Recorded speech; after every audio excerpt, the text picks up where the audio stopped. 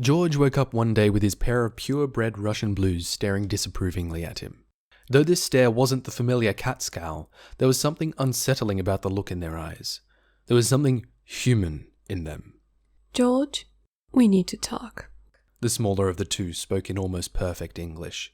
Her owner rubbed his eyes and blinked in disbelief. Vincent and I have decided it's time for you to be made aware of some of our complaints. Vincent? The man asked, feeling thrown in a fairy tale scenery. I am Vincent. We are perfectly aware of the names you gave us, and though Smokey and Misty were fine, it's high time you call us by our chosen names, Vincent and Caroline. The male spoke with a nearly narcissistic amount of self-love in his tone. And that is only our first request. Secondly, and more importantly, we want you to wake up earlier.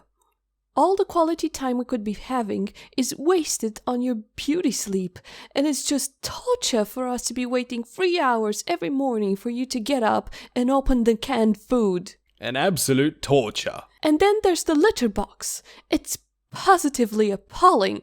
Disgusting. Why do you take a whole week to clean it up? It should be done every day, preferably as soon as it's used. Separate litter boxes is something I would vouch for as the optimal approach, in combination with cleaning every day. I can't. George tried to intervene. And for the love of me, please keep the closet doors open. I can't believe how this request hasn't been obvious to you before. No, absolutely not. You'll get hair all over my clothes. Your clothes? Caroline got offended. You care more about your clothes? What about my need for solitude? As much as I love you and Vincent, I need my space. We both do, George. As a matter of fact, I'd thank you to leave that damn entrance door open for once. There are many brutish vagabonds out there, and I would feel much safer if I could mark my boundaries, since you don't allow that to happen in the house. Wait, hold on. We obviously have a lot of work on, but I have some complaints too. Like, stop vomiting on my rug, stop kicking the sand out of the litter box to then spread it all over the house, and stop scratching my furniture and knocking objects off shelves. George tried to take a hold of the situation. And what's wrong with scratching furniture and knocking objects off shelves?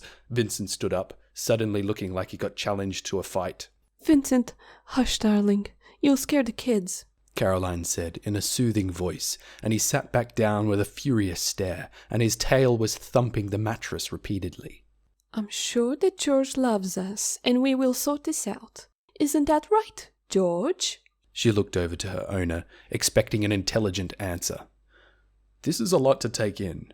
I love you both dearly, but you'll have to give me some time to adjust and prepare. I can promise you that I do want to make you more comfortable. Both cats seemed to perk up. I'm glad we can finally understand each other.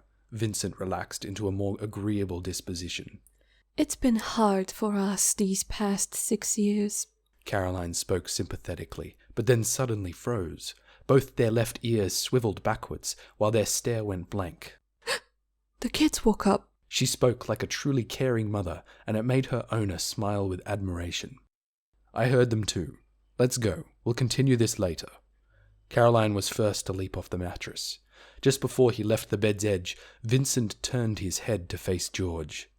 There's a lot more that we need to discuss. Both me and Caroline would like to know what happened to some of our kittens from previous litters. And with that, he jumped off.